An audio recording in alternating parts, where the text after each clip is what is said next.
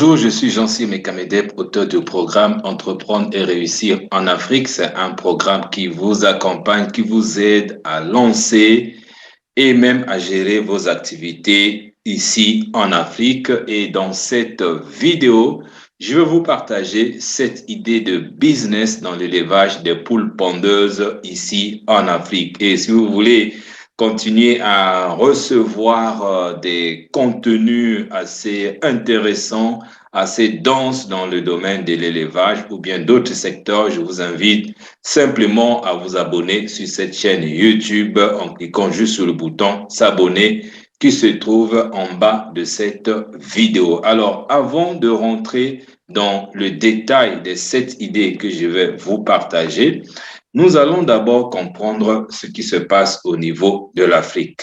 C'est que l'Afrique est la nouvelle terre des startups et de l'entrepreneuriat. Avec le développement économique et la naissance d'une vraie classe moyenne en Afrique, alors les opportunités d'affaires se multiplient. De nombreux Africains formés et créatifs souhaitent entreprendre et recherchent des idées d'entreprises rentables à créer pour faire soit fortune ou simplement vivre passionnément et confortablement. Donc, si vous faites partie d'entre eux, voici donc les 7 idées qui peuvent vous permettre de vous lancer dans un business rentable dans le secteur de la production des poules pondeuses. Alors, passons directement à la première idée. Idée numéro 1, c'est d'élever les poules pondeuses pour la production des œufs et des poules de reforme en sous-produits. Et sur cette idée, il y a toute une formation que j'ai déjà mise en place, qui se trouve déjà dans la description de cette vidéo. Il y a un lien qui vous oriente vers tous les détails concentrés ou consacrés sur l'élevage des poules pondeuses pour la production des œufs.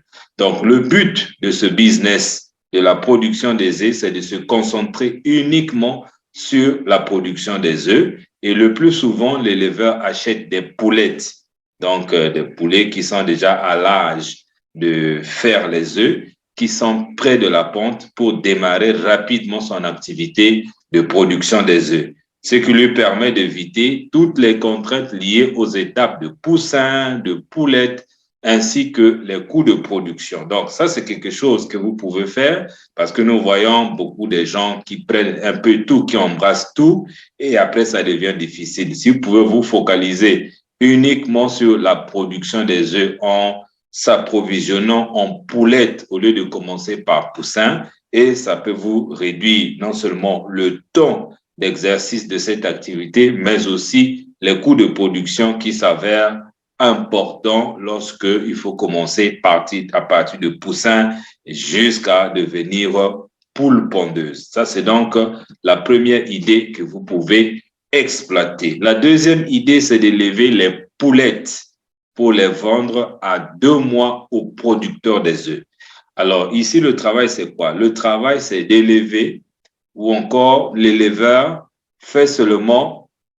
élève seulement les poussins pour faire des poulettes et ensuite les vendre aux producteurs. C'est un type d'élevage qui ne dure que 2 mois. Le cycle est donc court. Donc, la première idée, c'est que vous prenez les poulettes et vous faites des pondeuses, vous produisez les œufs. La deuxième idée ici, c'est quoi? C'est que vous produisez seulement des poulettes. Donc, vous élevez des poulettes et vous les vendez aux producteurs en tant que poulettes et votre activité s'arrête là. Donc, vous les prenez de poussin à poulettes. Et ça, c'est donc la deuxième idée. La troisième idée, c'est d'être naisseur de poussins pour les vendre aux éleveurs. C'est un business qui consiste à produire les poussins d'un jour pour les éleveurs. Le naisseur n'élève pas, il fournit seulement les poussins aux éleveurs. Ça, c'est la troisième idée. Donc, première idée, élever les poules pondeuses. Deuxième idée, produire les poulettes. Troisième idée, produire les poussins. Et il y a des grosses industries aujourd'hui qui se sont installées dans la production des poussins d'un jour. Donc, eux, ils n'élèvent pas, ils produisent les poussins et livre aux producteurs, soit ceux qui font uniquement la production des poulettes, mais soit ceux qui font de poussins jusqu'à pondeuse. Ça, c'est donc la troisième idée. La quatrième idée, c'est de faire la distribution ou la vente uniquement des œufs. Généralement, les producteurs des œufs ont besoin des vendeurs qui peuvent rapidement écouler les œufs. Donc, si vous vous positionnez sur ce maillon de la chaîne, vous pouvez générer un gros chiffre d'affaires seulement en vendant des œufs. Vous voyez qu'on parle d'une chaîne avec différents maillons. Donc, si vous pouvez vous positionner uniquement là, vous pouvez aussi créer un business intéressant. Et dans la description de cette vidéo, il y a aussi déjà un projet que j'ai rédigé sur la distribution des œufs ici au Congo-Brazzaville. Donc, vous pouvez aller le chercher et commencer rapidement votre activité de la distribution des œufs. Idée numéro 5, c'est de fournir ou faire la vente du matériel d'élevage. Si vous vous positionnez sur ce maillon de la chaîne, vous allez être beaucoup sollicité par les acteurs de ce secteur, puisque chaque type d'éleveur aura toujours besoin de vos services. Donc, du matériel du genre abreuvoir, mangeoire, pondoir et tout ce que vous connaissez. Surtout si vous fournissez le matériel de bonne qualité et qui soit durable et qui soit surtout à prix abordable. Donc, si vous pouvez réussir à tisser des partenariats avec les fournisseurs du matériel qui peuvent vous fournir à bon prix et vous aussi, vous mettez sur le marché à bon prix, alors vous savez que vous avez tout un business à gérer à ce niveau-là. Et la sixième idée, c'est de se spécialiser dans l'aliment de bétail. Parmi les problèmes que rencontrent les éleveurs aujourd'hui, se trouve en tête de liste celui de l'aliment, qui est parfois cher, parfois rare.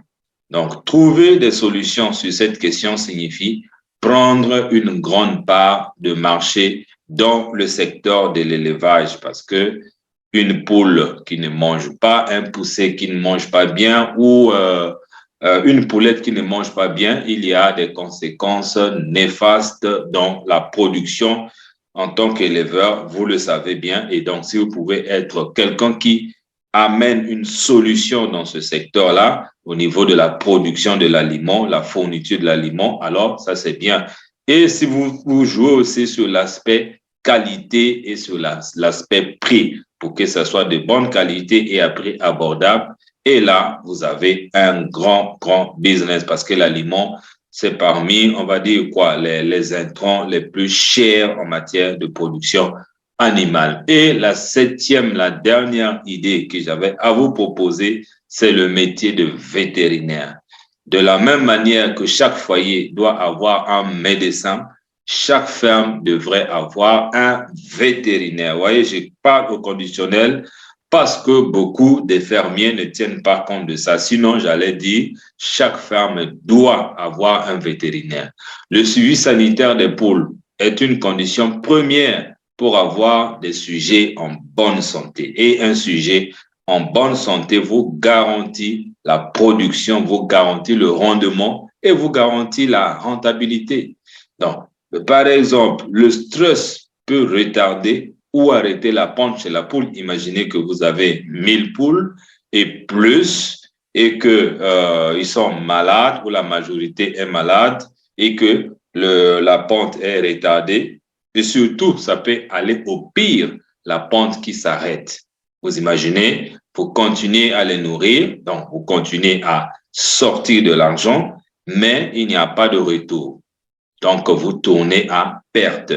Et si vous avez déjà suivi l'une de mes vidéos que j'avais lancée sur cette chaîne concernant la fièvre afteuse et l'histoire de l'un, on va dire, le plus grand porciculteur de la Côte d'Ivoire qui avait perdu près de 4000 têtes à cause d'une fièvre. Mais ne vous en faites pas, après cette mauvaise expérience, Monsieur Naoya payait maintenant cher les vétérinaires parce qu'il sait que quand il y a un problème qui arrive à ce niveau-là, tous les efforts qu'il aura consentis vont se multiplier par 0. Donc, c'est hyper important de prendre cette filière à bras le corps. Donc, si vous vous positionnez en tant que vétérinaire, c'est déjà quelque chose de bien. Mais il y a beaucoup de vétérinaires aussi qui ne savent pas mettre en valeur ce métier-là dans le secteur d'élevage, surtout l'élevage des animaux commerciaux. Pas les chiens tels que vous voyez là, mais ici on parle de tout ce qui est comestible sur le marché. Donc voilà donc complètement boucler les 7 étapes concernant le secteur de la production des poules pondeuses. Donc je vous invite simplement à passer à l'action en allant dans la description de cette vidéo pour aller télécharger la formation complète. Ici, je vous ai donné juste un flash, mais dans la formation complète, vous avez tous les détails. Je dis bien tous les détails partant du bâtiment, de la santé, de l'aliment, du cycle de production, du coût de production, du coût du projet. Tout est à l'intérieur. Et moi, ça m'a fait plaisir. N'oubliez pas de vous abonner sur cette chaîne YouTube et on se retrouve dans les prochaines vidéos. Merci beaucoup.